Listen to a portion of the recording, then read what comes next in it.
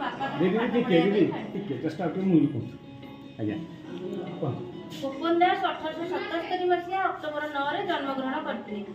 पिता नाम था दैतारी दास और माता नाम था स्वर्णमयी देवी। जिते बड़े गोपन दास जन्म हेले तार 2-3 दिन भितर माँ को सी हर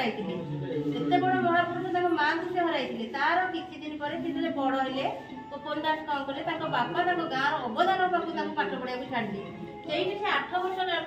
पर्यंत पाठ पढ़ी से गले रूपुदेपुर भनस क्लास स्कूल से माइनर पास कले गले पूरी जिला स्कूल जो जिला स्कूल में पढ़े मैट्रिक पढ़े बापा को से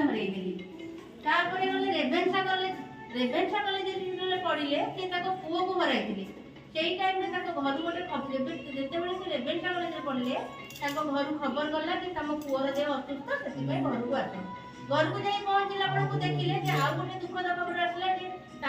पंचायत में पानी गेरु बन्या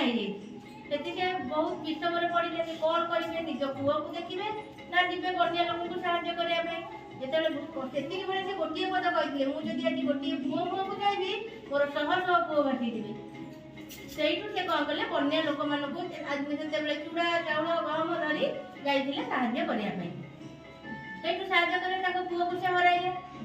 गले कौन कोलकाता ल पढ़ापा जिते से ल पढ़े से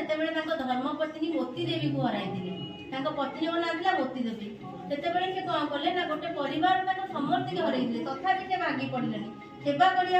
मन एत लोक मान सेवा करने लगे पिला प्रति से बहुत ध्यान देते केमी पिला